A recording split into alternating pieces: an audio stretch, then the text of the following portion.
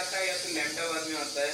जैसे एक्सपोनेंशियल 1 दिया हुआ है और वहां से suppose x follows exponential 1, then ऐसे केसेस में गामा 1 गामा 1 हो जाएगा हमारा, राइट जी। और जब एक्सपोनेंशियल 2 फॉलो करता है तो ऐसे केसेस में क्या होता है सर? देखिए पहले तो आपको ये क्लियर रहना पड़ेगा कि एक्सपोनेंशियल के 2 फॉर्म ऑफ पीडीएफ 2 फॉर्म में है, गामा के एक्सपोनेंशियल 2 फॉर्म में है, ज्योमेट्रिक के एक्सपोनेंशियल 2 फॉर्म में है, नेगेटिव बाइनोमियल के पीएमएफ 2 फॉर्म में है।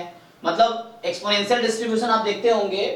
सो एक कभी कभी पीडीएफ ये यूज करते हैं हम लोग, कभी कभी पीडीएफ ये यूज करते हैं, ठीक। गामा में कभी कभी पीडीएफ ये यूज होता है,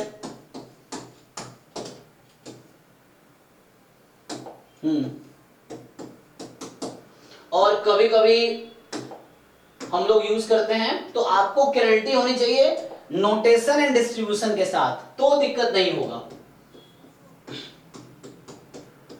ओके, जनरली तो अगर देखा जाए जैसे ये जो गामा 1 है जी बोलिए। लैम्डा का जो फर्स्ट केस लिया हुआ है, तो जो लैम्डा का फर्स्ट केस है वो गामा के आई थिंक फर्स्ट सेकंड वाले केस से जाएगा ना, रिलेट होके।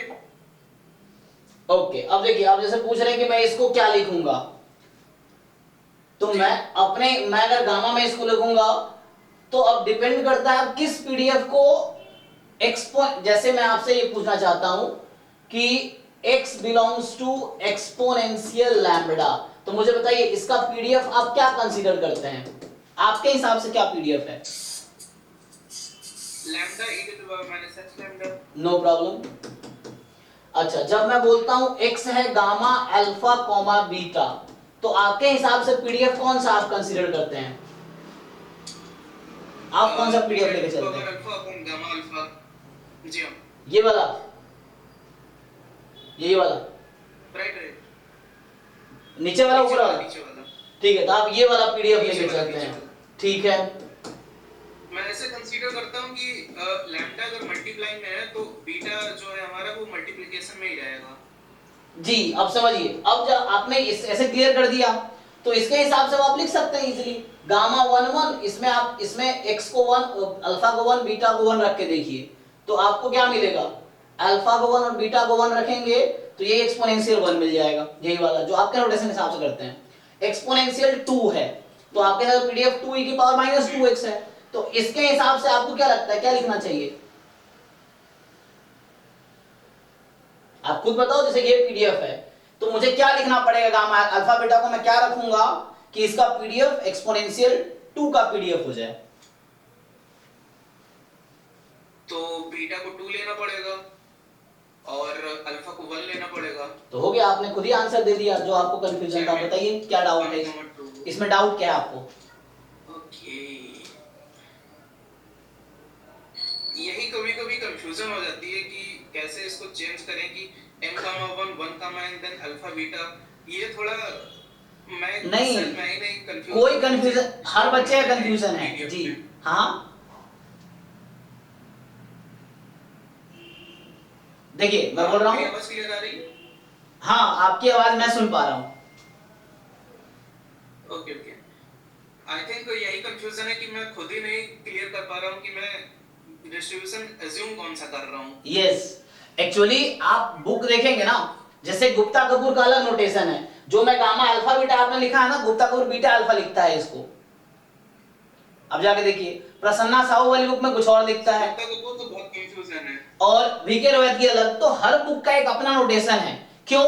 क्योंकि बुक का जो ऑथर है उसका एक अपना फेवरेट नोटेशन है, तो आपको भी अपना फेवरेट नोटेशन रखना है और उसके हिसाब से सारे क्वेश्चन हो जाएंगे, कोई डाउट नहीं आएगा।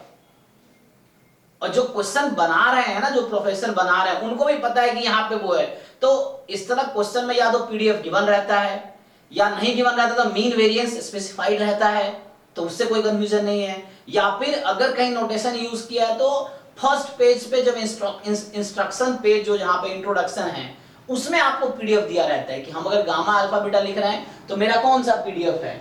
आप देखेंगे पेपर का फर्स्ट पेज जाके देखिए, वहां लिखा रहता है। कल भी मैं बच्चों को बता रहा था कि जैसे आप देखेंगे PYQ का पेपर तो पहले पेज पर रहता है, मेंशन होता है प्रॉपर्ली। यस। अगर कहीं नोटेशन यूज कर रहा है तो नोटेशन की मीनिंग फर्स्ट पेज पे एक्सप्लेन्ड है ऑलरेडी। अब देखिए मैं एक बार दिखाता हूँ, कल ही मैं बच्चों को दिखा रहा था, तो आपको वहां पे कोई कंफ्यूजन नहीं है। अगर इस टाइप में दे दिया कि अल्फा हमारा यहाँ पे सेप पैरामीटर है या रेट पैरामीटर, तो ऐसे में कंफ्यूजन क्रिएट हो जाती है। नहीं नहीं, तो देखिए यहाँ पे जैसे यहाँ इन्होंने गामा अल्फा बीटा लिख रखा है, तो बोल रहा है इस पेपर में, ये जैन 2015 का पेपर है, गामा अल्फा बीटा अगर क्वेश्चन में कहीं भी मैं यूज कर रहा हूँ, ये पेपर कह रहा है, तो उसका मतलब ये वाला पीडीएफ होगा। आप जो बोल रहे थे उसका अपोजिट वाला देखिए। तो अब आप अपना नोटेशन यूज नहीं कर सकते, अब आपको जहां भी क्वेश्चन पेपर में गामा अल्फा बीटा लिखा है, you have to use this PDF, क्योंकि इसने सिफाई किया, तो ये दिया रहता है, कहीं कोई कंफ्यूजन नहीं है। आपको एक पीडीएफ और एक नोटेशन के हिसाब से आगे की प्रोसेस करना है, कोई प्रॉब्लम नहीं होगी आपको। दिक्कत क्या है कि हर अलग अलग बुक में अलग notation you consider one notation, you consider one PDF, उसके बीच आप रिलेशन एस्टैब्लिश करो तो आपको कंफ्यूजन नहीं होगी। थैंक यू जी, अगर कोई और कंफ्यूजन तो बताइए। अब होगा जैसे आपने पूछा ना, कुछ बुक में यही चीज लिखा होगा, गामा 1,1/2, कुछ बुक में 2,1 लिखा होगा, कुछ में 1/2,1 लिखा होगा, अलग अलग बुक का अलग अलग नोटेशन है, तो उसके हिसाब से वो लिखा होगा। हाँ ये तो है। बट आपको अपना नोटेशन के हिसाब से समझना है कि आपकी एक अंडरस्टैंडिंग बनानी है कि मैं जब ये नोटेशन यूज कर रहा हूं तो मैं ये पीडीएफ ले रहा हूं। तो यहाँ पे लैम्डा इज द रेट, हम बोलते हैं लैम्डा रेट है, और मीन 1/λ हो जाएगा, है ना। यहाँ भी ऐसे ही है, ये जो रेट पैरामीटर वो बीटा है यहाँ पे, है ना, बीटा रेट पैरामीटर है। सर कंफ्यूजन तो यहीं पे हो जाती है, रेट और सेप को ये लोग चेंज कर देते हैं। हाँ, लेकिन कहीं ऐसा कोई क्वेश्चन आपको दिख रहा है तो बताइए मुझे, कोई PYQ ऐसा हो जहां कंफ्यूजन हुआ, आप पूछिए। कोई कंफ्यूजन नहीं होता है पेपर में, ठीक है, आप चेक कीजिए, कहीं कोई कंफ्यूजन नहीं है। अगर हाँ, अगर कंफ्यूजन है तो आपकी क्लैरिटी उतनी लेवल, उस लेवल की नहीं है, इसलिए कंफ्यूजन हो रहा है, वरना कोई एग्जाम में कोई कंफ्यूजन नहीं होता है, वो स्पेसिफाइड रहता है एग्जाम में। प्रणव, आपको कोई डाउट है? जिन लोगों ने ज्वाइन किया, क्योंकि डाउट क्लास ही चल रहा है अभी एग्जाम को लेके, तो जिनको डाउट है वो ज्वाइन कर सकते हैं।